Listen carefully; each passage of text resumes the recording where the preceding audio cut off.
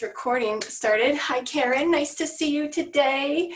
And yeah, we've got an exciting topic. I love being able to adjust patterns. That was definitely something that I started doing early, and the more I did it, the more I loved it, because it just opens up so many new opportunities to use patterns you already have and to stylize things in a way that you really like. And necklines are important. If they're sliding around, falling off your shoulders, the depth or the size or something like that, then you're never going to wear the garment that you make. So today, the main 3 points that I would like to share with you that we're going to cover that are the most important when adjusting necklines are really adjusting on the stitch lines. So this goes for any kind of pattern adjustment. You've probably noticed sometimes when you're piecing garments together that sometimes the seam allowance when you're putting pieces together will hang off farther than the piece you're joining it to, but right where the stitch line is, they line up and are the right length. So when you're adjusting patterns and you don't subtract the seam allowance, then sometimes your stitch lines will be off and the pieces won't actually fit together properly. On a neckline, it's sometimes a little tricky just because we're on a curve. When you're working on a straight seam, it's really easy to just fold it over and make it disappear while you're working and then bring it back to life when you need it. But there's just being aware of that factor, even if you don't remove seam allowances and add them back on, because that can also be a lot of work. It's always important to keep that in mind. Now, when you're adjusting necklines as well, especially if you're making them smaller, you always have to be aware of, can I still get in and out of the garment? You've probably had a garment at some point that's been a little tight. I know my one little sister, she had this paranoia of her t-shirt getting stuck on her head. And so it's always a big deal to get her dressed because of that. And whether or not that's the case, it's always important that you can get in and out of your garment. So if there's no closure involved in the garment, then you'll need to make sure that the opening is big enough or the garment is stretchy enough that you can get in and out of it all right. And the other thing when adjusting is, sorry, just got a little distracted there. Yeah, the last point is always adjoining seams. Now this is again a point that is always important to think about whenever you're joining or adjusting any pattern, is the adjoining seams. So we want our pieces to still fit together, and sometimes when it comes to necklines, you don't have to adjust for adjoining seams. If you blend out your adjustment before you get to the shoulder seam, then the only thing you need to think about is there a facing, or is the length of binding different? When you're lengthening the neckline or lowering it or bringing it up, then the amount of binding you need will be different, but you're not really adjoining it to any other seams per se. But if you are bringing it all the way up into the shoulder seam and adjusting it that high up, then you'll need to make sure that it will blend and match with the back piece and whatever other adjoining areas you have. So let's take a look at a pattern. I love to look at real pattern pieces. So here we go. I'm just going to quickly, I'm down a camera today, but we'll make this work. Oh, we need to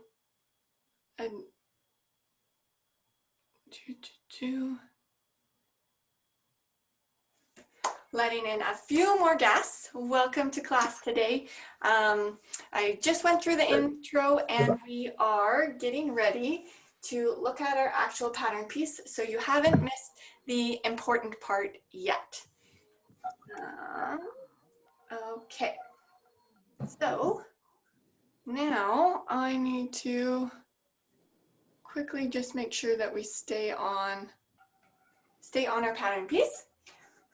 Okay, thanks for bearing with me. Yeah, we've got lots of people in the Zoom room today, so definitely if you have questions, feel free to ask them. And I'll be around a few minutes late too if you have other questions to follow up with. But let's look at this pattern piece. So first of all, I'm just going to talk about adjusting this neckline and lowering it. So the first thing with any adjustment, whether you're lowering the neckline or bringing it up, is you need to get clear on how much you're adjusting it. So I've already drawn in my stitch lines here. Most patterns don't have the stitch lines on them. Depending on how comfortable you are with pattern adjusting, you may want to draw them in. The nice thing about having them in is you won't forget what seam allowance you have where, and you'll be aware of that. Here, I have a wider seam allowance on the shoulder than I have on the neckline as an example. Oftentimes they will be the same though, but this I just wanted to bring your attention to, because if you are measuring and you've decided you want to bring your neckline up or down, you know, an inch, and you're not considering that this seam allowance is wider than this seam allowance, and you're measuring right from the cut edge, then that will throw off the amount that you are adjusting. So if you measured your full length and you knew you wanted 1 inch from the top shoulder, then it would be bringing that up once you have, sorry, I'm just thinking of 2 different things at once. But yeah, it's always important to draw in your seam allowances and then measure directly from those. So I've discovered here from measuring that I want to bring this neckline down. I like to use rulers just because I can have a really straight edge. Sometimes with a measuring tape, it is so soft, it kind of throws things off and is a little bit trickier to get precise measurements, but you can definitely use a measuring tape as well. So here, what I'm going to do is just drop down, since I've measured from my shoulders, and I did do a workshop Wednesday on measuring the depth of your neckline earlier this month. I believe it was 2 weeks ago, so hop back in the Facebook group if you want to review that. And then I'm just going to put a little line. Now you don't always need to put lines on. I like to, just because it's easier to follow and to make sure you're at a nice right angle.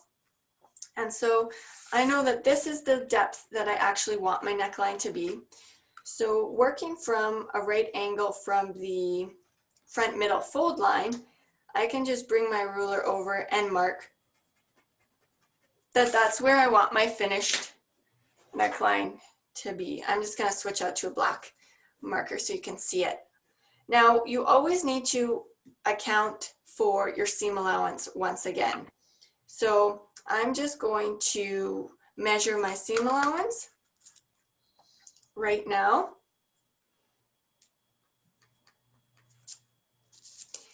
And I'm going to just trace the top of my shoulder strap here so that I know where my original height was. So when it comes to necklines, I love to use the slide technique on a piece of paper to transfer it, just because it's really easy to blend it out, especially if you're keeping with the original shape of the neckline. And then I'm just going to slide this up a little bit since I have my markings for the depth that I actually want. When it comes to actually adjusting lower, you can cut up your original pattern. So the easiest way would be, since I do have my marking here already, and I know this is my seam allowance marking, I can just blend this back into my original strap. However, I wanted to show you how to do it if you want to save your original pattern. I always like to keep my original pattern intact unless I absolutely have to cut it up. So you could do it by tracing it, and taking it up, or by tracing it this way where I'm laying it on. Oh, hi Diana, nice to see you. I only can see a few people at a time, but they kind of rotate through.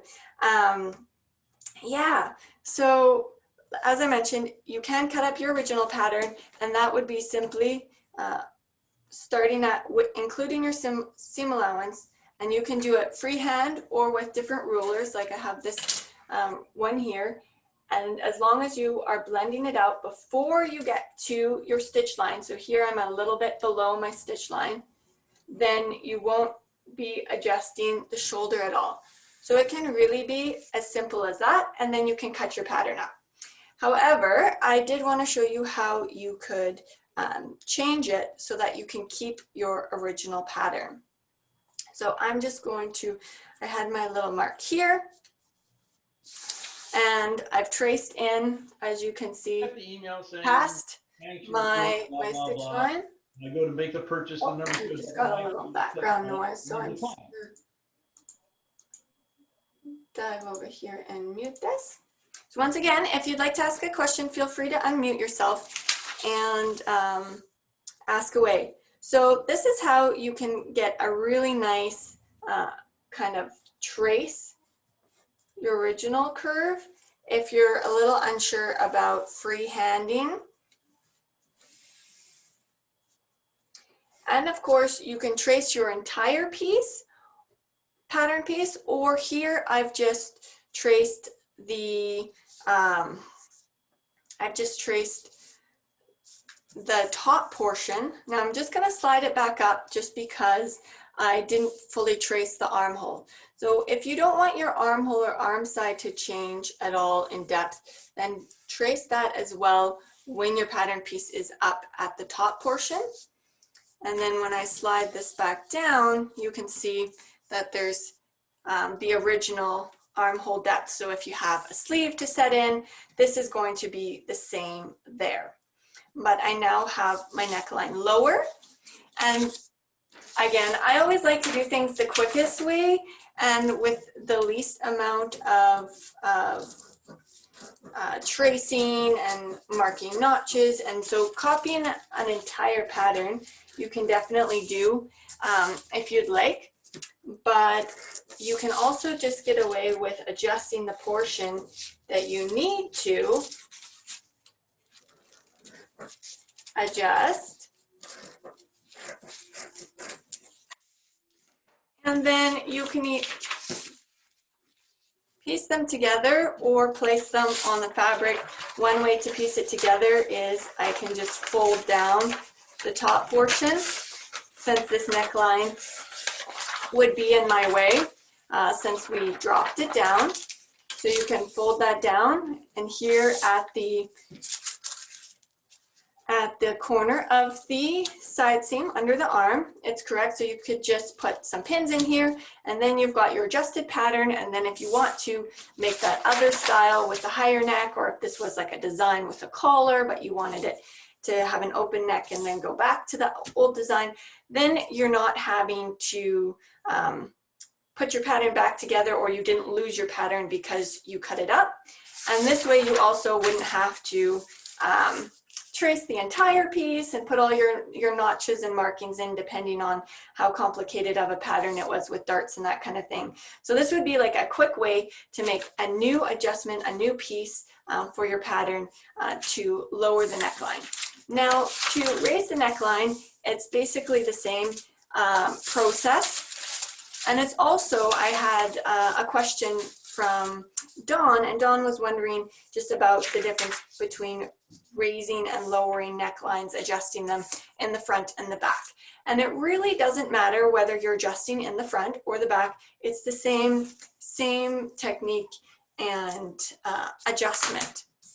Now this time I'm going to just assume that I need to raise it an inch. So now, because my pattern pieces are smaller, sometimes the proportions look a little bit off.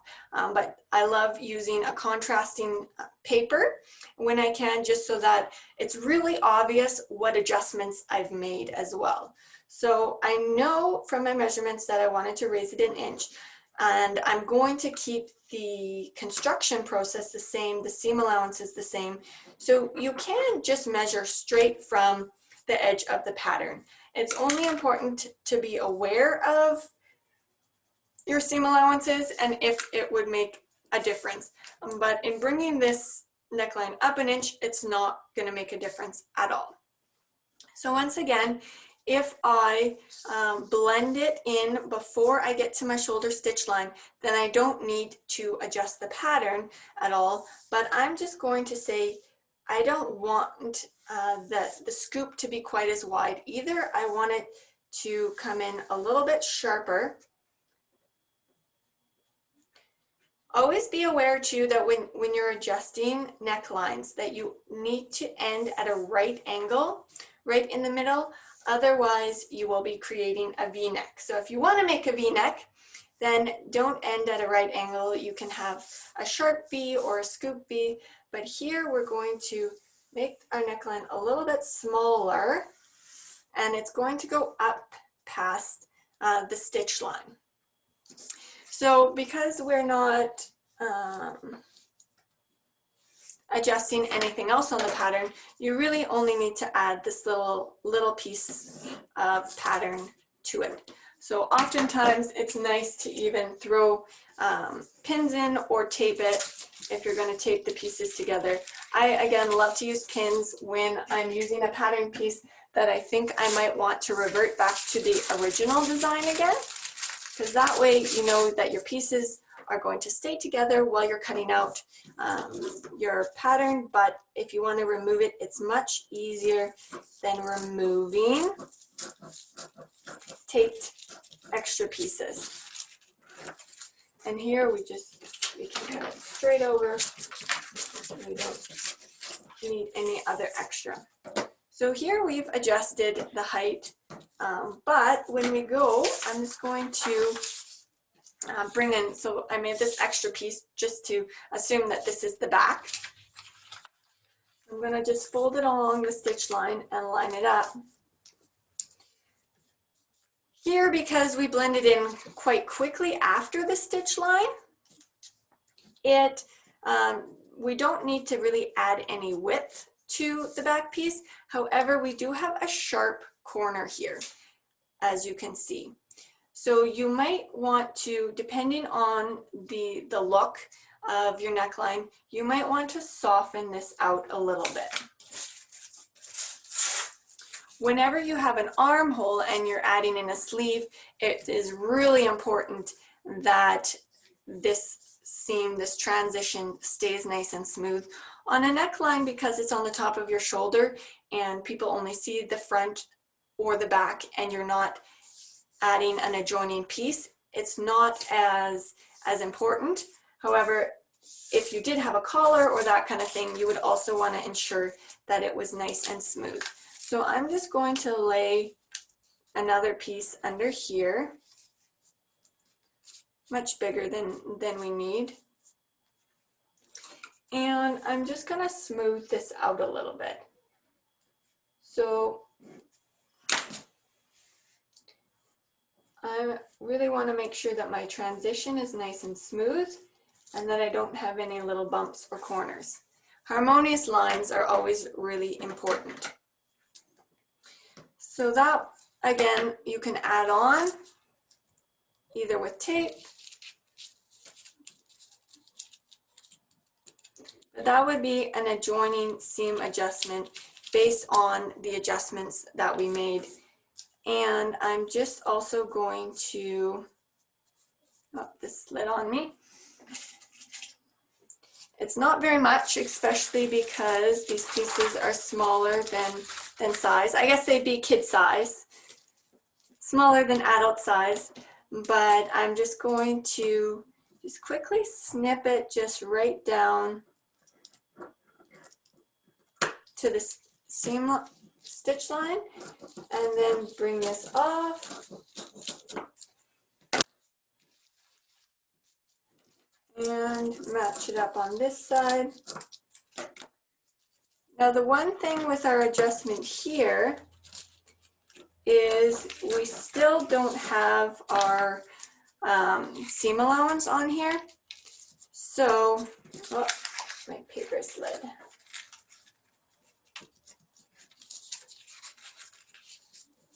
As you can see, now I have the angle that I need to join it to the back properly, but I need to smooth out my seam allowance. Because this is a seam allowance, it doesn't mean that we need to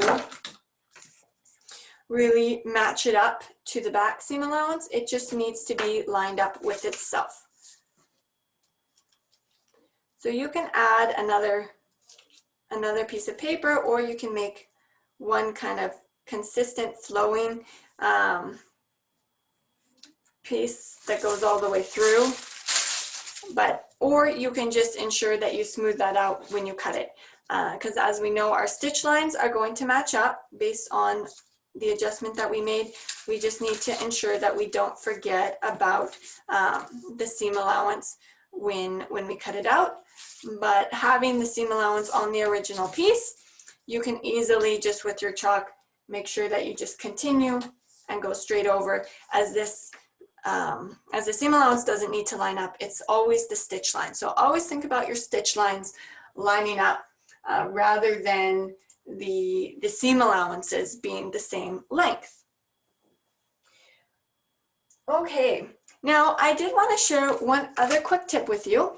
Are going a little bit long today, but when it comes to the shape of necklines, whenever you adjust a neckline, it's will change. Oh God, what have I got? Okay. So one way that I love to just double check and see if I'm going to like the shape, as we saw here, bringing it up, it has, and bringing it in a little bit quicker, it has almost a different angle. It's not as much of a scoop on it. So if I want to be sure that I'm going to like the shape of my adjustment before I actually cut my neckline, I love to just make a quick little folded sample. As we all know, you place the front middle on a fold. So if you have just a little piece of paper and you place your pattern on that fold, you can make just a quick little copy. So I'm just going to extend it straight off from the edge and create that little extra piece of seam allowance that I need. And again, you don't need the whole part, the bottom of the top, but you can just cut this out real quick. Here I've traced it with seam allowance, so if I am going to try it on, I need to ensure that I place the stitch line at the top of my shoulder so I can judge if I like the depth of the neckline before I cut my material. Now with necklines, I always say you can always cut them bigger, right? So keep that in mind. If you're a little unsure, then start with a smaller neck hole. If you can't get it on, or if you decide it's a little too high, you can always cut it lower. But you can't put material back on a neckline and bring it in like you can a side seam or something like that. So I'm just going to open this up.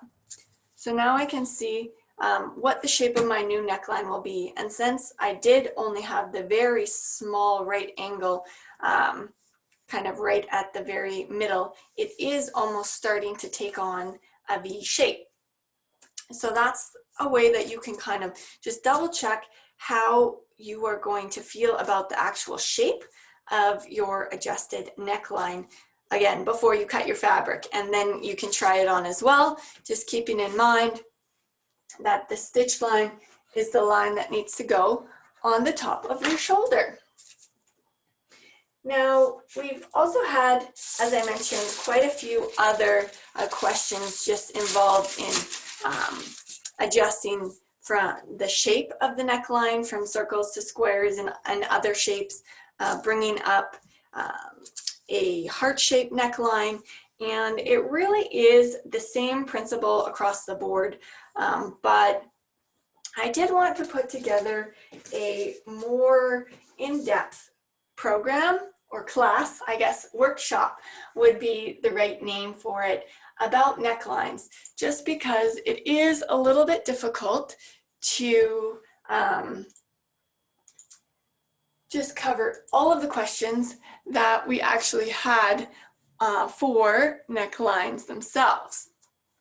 So I'm not exactly sure on the exact date and time that will be coming up, but definitely if you want to know more about necklines and you want to know more about actually adjusting the shape of the necklines, different techniques for measuring, as well as just adjusting the different shoulder area.